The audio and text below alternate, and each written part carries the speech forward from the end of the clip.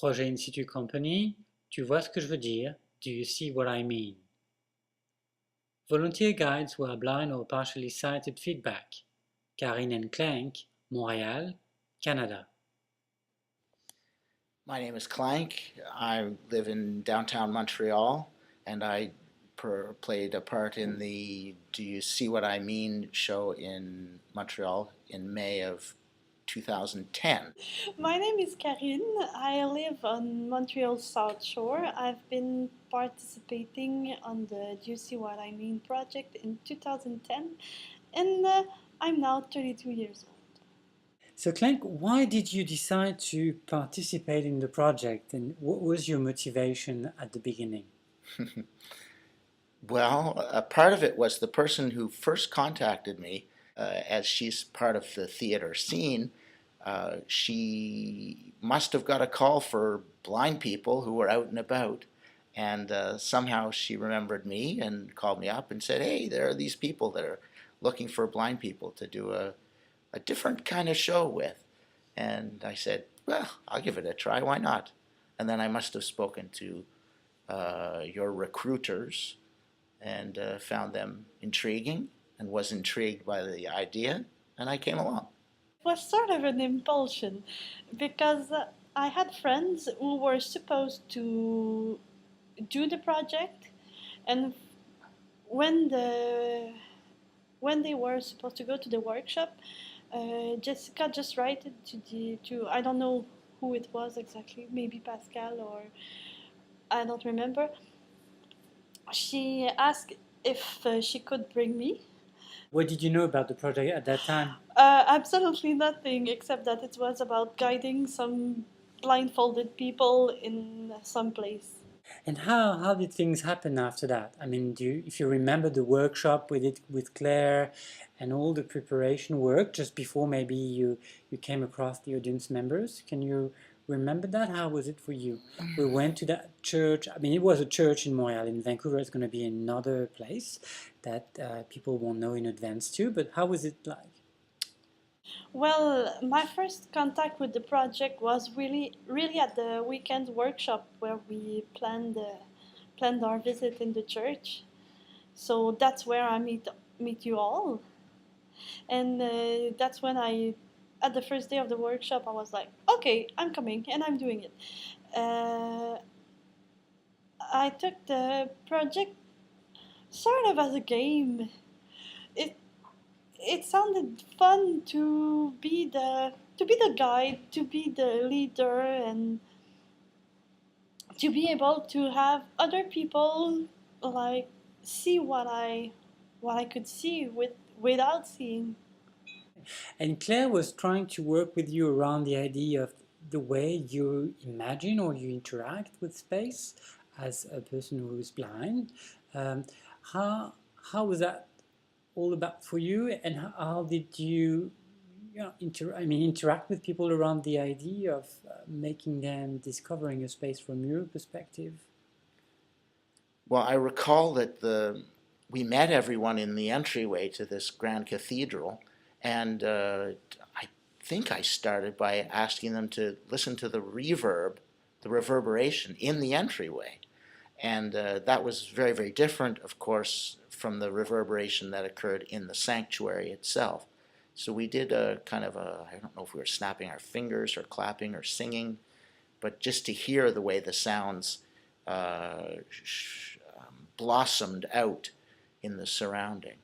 And there were several other instances of sound things that I remember, thumping against some of the wooden parts in the cathedral. One that was incredibly cheap and felt like it was going to crumble under our hands, and another one that rang like a timpani.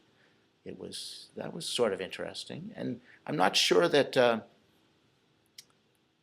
sighted person would have a chance, maybe, to have discovered these things, because we were allowed access to this church and we clambered all over it.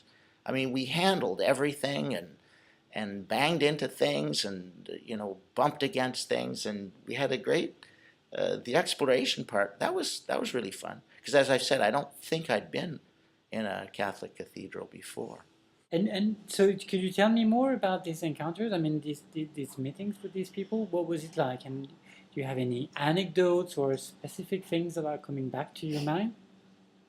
Well, most of them, I think, when they realized that we were, um, let's say, getting like playful and a bit naughty in a church, they were excited. They were like, oh wow, and I could feel some amazement from some of the participants because, well, as I said, it's not the type of thing we used to do in a church. And it, I remember people smiling, people asking questions about disability and everything.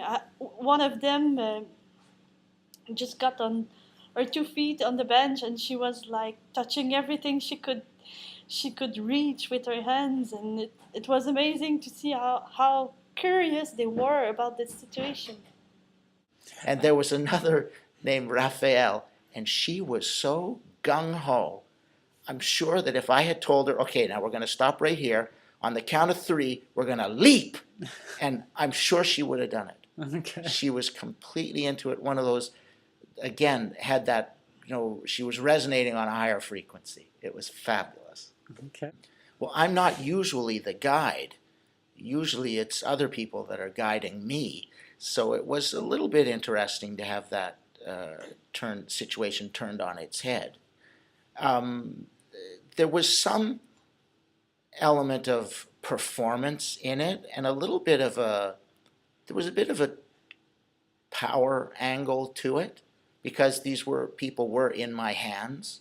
For a short time, I suppose they could have removed their blindfolds and run away screaming if they wanted. But if they were playing along, then it was sort of interesting for me to be in control like that, which is a little unusual in my life.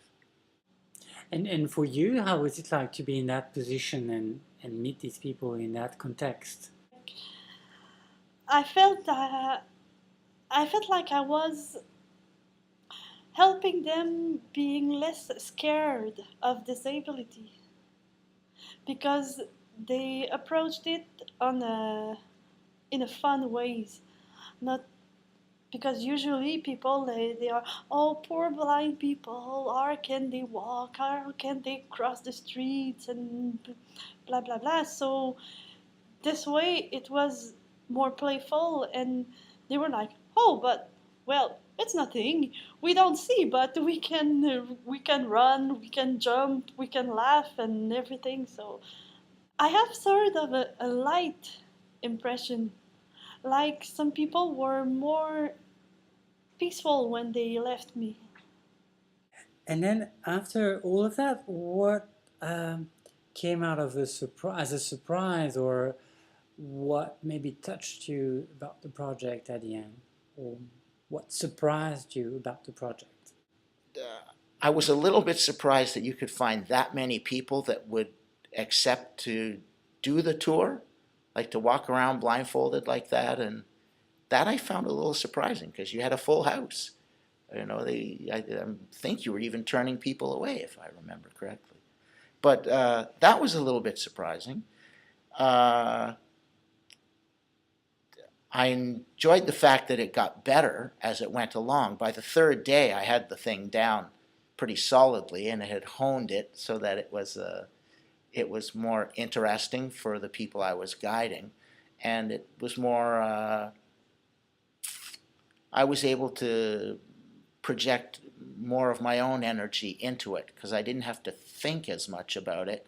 I would just simply go along and try and take whatever energy I got from the person who I was guiding and inject it into our tour that we did together. Well, it's a bit like Clank said. I was amazed how many people were interesting to be blindfolded and go walk in the streets and discover the way we discover the world and everything. It was like very impressive to realize that people were willing to do the project, to do the show and everything. So if you had like a few words to say to new people who will take part in the project in Vancouver, what would you tell them? Don't hesitate. Don't take yourself too seriously and have fun. I think that's what's important. And when you have fun, the people you're guiding will have fun, will enjoy themselves. And 15 minutes wasn't long enough. I would say give it a try. It was very interesting for me because I met an interesting group of people who are blind and visually impaired, and I don't usually have a lot of contact with the blind or visually impaired people. So that was interesting in itself. And then to do the tour with the me as a person who's blind guiding these newly blinded people, that was entertaining and interesting too. Do you see what I mean will be presented in Vancouver in 2013 after being presented in Marseille, Lyon, Montreal, Geneva, and Paris? If you want to get involved, you can contact Donna Suarez or Ruthie Tabata and call on 604 605 8284 extension 207. Or you can write to dyswim at pushfestival.ca.